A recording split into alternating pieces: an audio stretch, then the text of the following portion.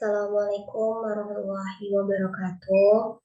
Yang terhormat kepada Bapak Alfa Miriansa SIP MIP dan tak lupa kepada teman-teman seperjuangan yang saya sayangi. Perkenalkan, nama saya Nur Hidayah dengan NIM H1A1200013 dari Fakultas Hukum Prodi Ilmu Pemerintahan.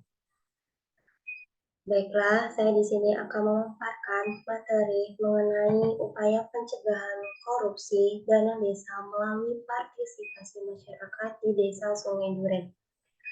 Pemaparan ini sebagai tugas ujian akhir semester pada mata kuliah Korupsi Pemerintahan yang diampu oleh Bapak Alfa Miriansa SIP MIP.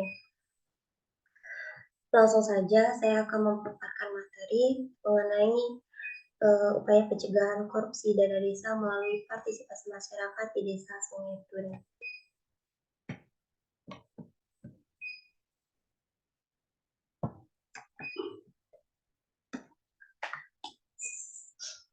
Dana desa merupakan cikal bakal terbentuknya masyarakat dan pemerintah sebelum adanya Negara Kesatuan Republik Indonesia. Indonesia sendiri terdapat 75.436 desa yang tersebar di seluruh penjuru Nusantara. Desa-desa tersebut memberikan kontribusi dalam ekonomi sumber daya manusia maupun pemenuhan kebutuhan pokok nasional. Akan tetapi, sekaligus memberikan kontribusi nasional dan jumlah penduduk yang besar. Angka kemiskinan di desa masih tergolong tinggi. Laporan ini didapat pada Badan Pusat Statistik Republik Indonesia mencatat angka kemiskinan yang ada di desa mencapai 12,82% atau 15,26 juta orang per Maret 2020. Padahal sejak tahun 2014, pemerintah telah mencanangkan program Nawacita atau membangun dari pinggiran desa untuk meningkatkan kesejahteraan dan kualitas hidup masyarakat desa. Salah satu realisasi program tersebut yakni adanya dana desa dari pemerintah pusat untuk desa-desa seluruh Indonesia. Dana desa tersebut dapat digunakan desa baik dalam pembangunan infrastruktur desa, pemberdayaan masyarakat desa, maupun pelayanan pihak desa. Pada tahun 2020, jumlah anggaran dana desa yang disalurkan mencapai 72 triliun rupiah sehingga setiap desa rata-rata memperoleh 930 juta. Besarnya anggaran dana desa yang diterima dan dikelola oleh pemerintah desa harus menjadi perhatian beberapa pihak yang ada di desa untuk bersama-sama menguasai dan mengelola sesuai peraturan perundang-undangan yang berlaku. Hal ini dilakukan karena peningkatan korupsi dana desa yang terjadi di Indonesia saat ini cukup banyak. Di Indonesia, korupsi menjadi salah satu isu penting yang terus-menerus dikampanyekan untuk dilawan. Hal ini disebabkan karena korupsi seakan sudah menjadi kebiasaan dan budaya anak bangsa yang menjangkit semua orang pada setiap level kekuasaan dan pemerintahan, baik eksekutif, legislatif, maupun yudikatif, dari tingkat pusat maupun ke tingkat daerah. Korupsi seringkali berasal dari dalam diri setiap individu, yaitu adanya sifat tamak rakus. Sifat tamak terjadi ketika seseorang mempunyai hasrat besar untuk memperkaya diri dan tidak pernah merasa puas terhadap apa yang telah dimiliki. Kemudian adanya gaya hidup konsumtif. Apabila tidak diimbangi dengan pendapatan yang memadai, maka akan membuka peluang seseorang untuk berbagai tindakan demi memenuhi hajatnya. Namun, pada saat yang sama, program tersebut juga menimbulkan beberapa penyelewengan atau tindak pidana korupsi terhadap dana desa. Menurut kajian Indonesia Corruption Watch atau ICY, selama tahun 2021 terdapat 154 kasus korupsi dana desa dengan nilai kerugian sebesar 233 juta dan serta sebanyak 245 tersangka.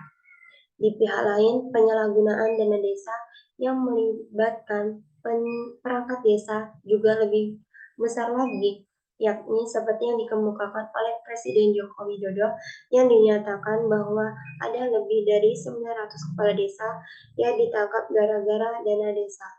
Oleh sebab itu, Presiden meminta agar beberapa pihak pengawasan pelaksanaan dan penggunaan dana desa. Di sisi lain, moral yang kurang kuat seringkali menjadi seseorang mudah tergoda untuk melakukan tindakan korupsi yang tidak jarang godaan tersebut berasal dari atasan, teman, setingkat, bawahan untuk pihak lain yang memberikan kesempatan untuk melakukan korupsi. Permasalahan korupsi telah mengemukakan seiring dengan sejarah bangsa Indonesia. Kemudian, korupsi pada masa lalu ditolerir hingga menjadi sesuatu yang membudaya dan mengadar hingga saat ini. Sebagai contoh, pada zaman kerajaan, budaya korupsi di Indonesia pada prinsip dilatar belakang oleh adanya kepentingan atau motif kekuasaan dan kekayaan sementara.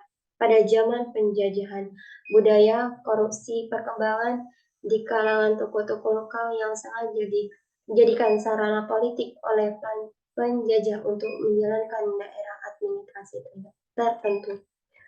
Selanjutnya, landasan teori. Kami memakai landasan dua teori. Yang pertama yaitu korupsi, partisipasi masyarakat. Teori korupsi.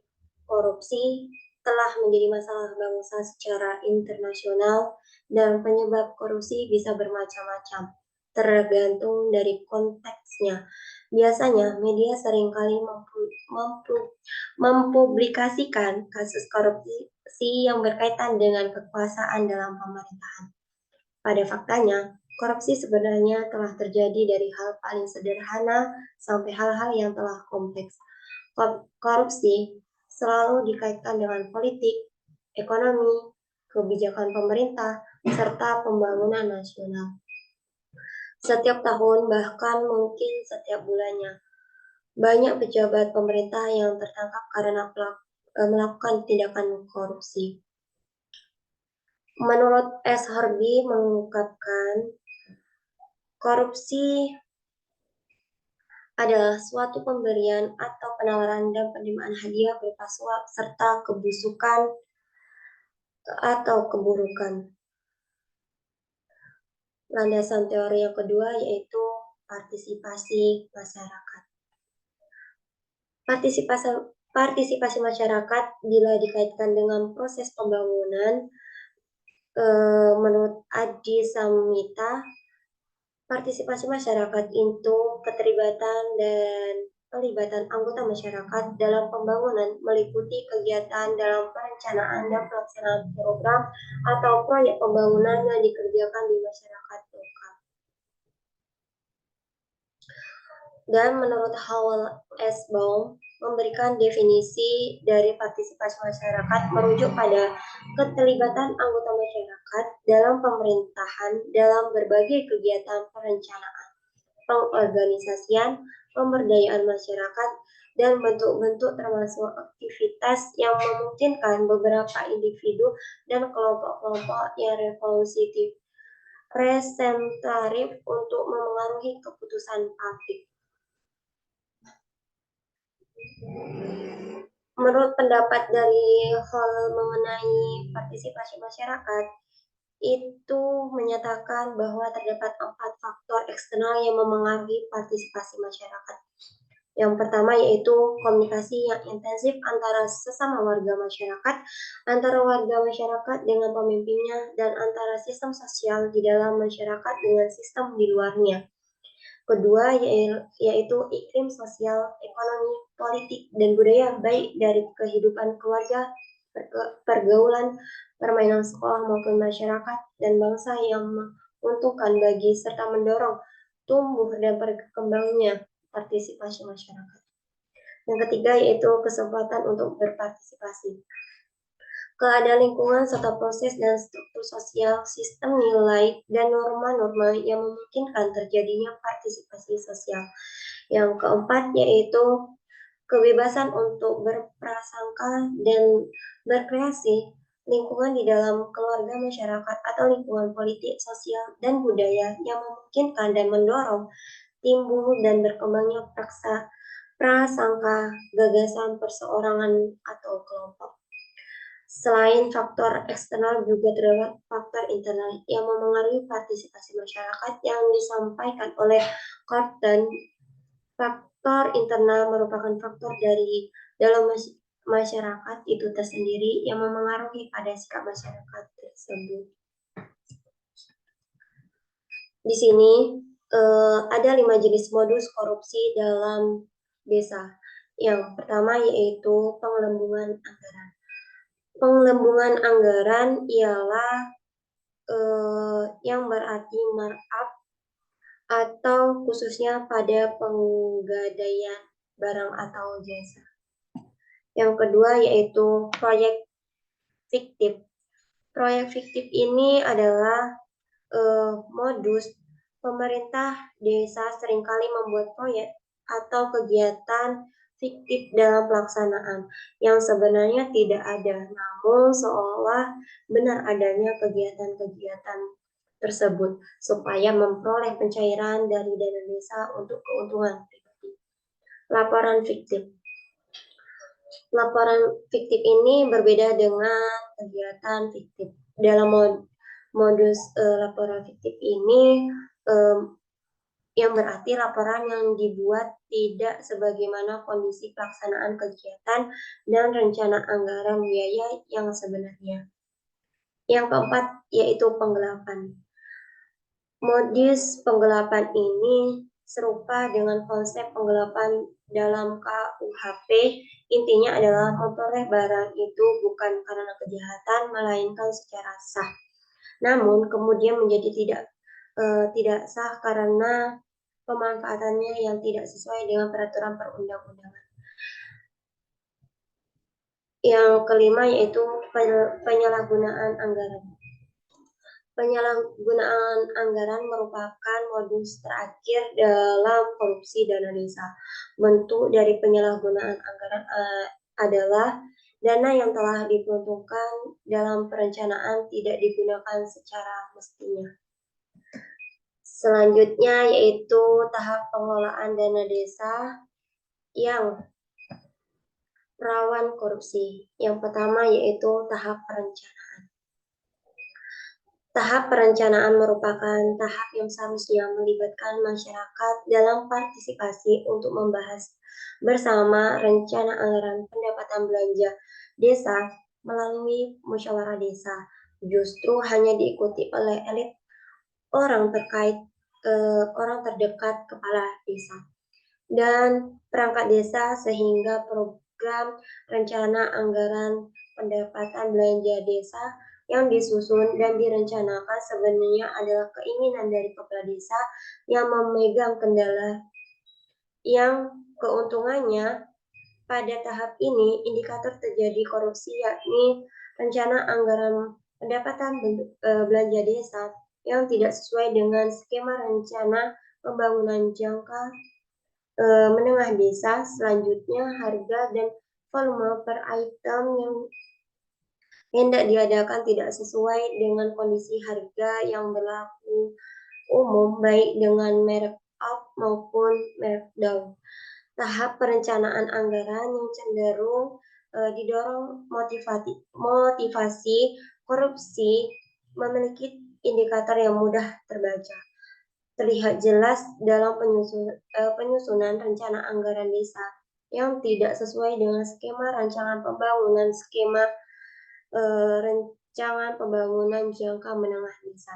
Kemudian volume rencana anggaran per item, kemudian yang tidak sesuai dengan panggu anggaran yang berlaku umum di tingkat kabupaten. Tim penyusun rencana anggaran pendapatan belanja desa tidak sesuai dengan klasifikasi yang diatur dalam peraturan pemerintah atau peraturan menteri, sehingga pemegang kekuasaan menyusun rencana anggaran pendapatan belanja desa sebenarnya ada di tangan seorang kepala desa. Tahap kedua yaitu tahap implementasi. Tahap implementasi anggaran di mana pada tahap ini umumnya dilakukan oleh kepala desa, bendahara desa, sekretaris desa, dan tim pelaksana kegiatan yang menangani program pembangunan fisik dan pemberdayaan masyarakat. Selain itu, kerentetan korupsi pada tahun pelaksanaan, yakni proses pengadaan barang dan jasa. Hal ini dilakukan dengan memanfaatkan kolusi dengan pihak kegiatan untuk menaikkan harga barang dalam laporan dan menurunkan kualitasnya dalam praktik di lapangan. Padahal penggadaian barang dan jasa di tingkat desa telah diatur komersif mekanisme dalam peraturan kepala LKPP nomor 13 tahun 2013 tentang pedoman tata cara penggadaan barang dan jasa di desa. Selanjutnya yaitu kerugian akibat korupsi di desa. Yang pertama yaitu melenggangkan kemiskinan di desa. Yang kedua yaitu hilangnya potensi ekonomi desa. Yang ketiga yaitu hancurnya modal swadaya masyarakat. Yang keempat yaitu terhambatnya demokratisasi partisipasi desa. Hal itu untuk mengatasi korupsi dana desa yang memberikan banyak kerugian terhadap masyarakat, maka dibutuhkan partisipasi masyarakat dalam upaya pencegahan korupsi dana desa. Partisipasi masyarakat dapat diartikan sebagai keterlibatan seseorang secara tertentu ke dalam interaksi sosial dalam situasi tertentu. Dengan pengertian itu, seseorang bisa berpartisipasi bila ia menemukan dirinya dengan atau dalam kelompok melalui beberapa proses perasaan, kesetiaan, kepatuhan, dan tanggung jawab bersama. Dalam hal ini, Desa Sungai Duren merupakan desa yang terletak di daerah Kecamatan Jambi, luar kota Kabupaten Muara Jambi, Provinsi Desa Sungai Duren tahun 2023.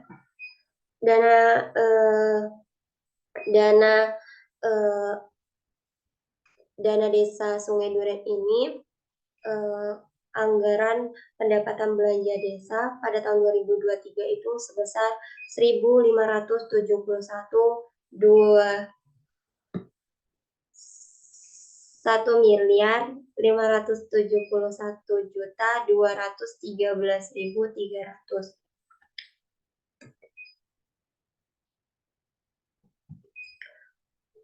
Maka dari hasil penelitian di Desa Sungai Duren dapat dilihat bahwa dalam pengelolaan APBDes, maka pemerintah setempat ikut meminta partisipasi masyarakat di setiap tahunnya.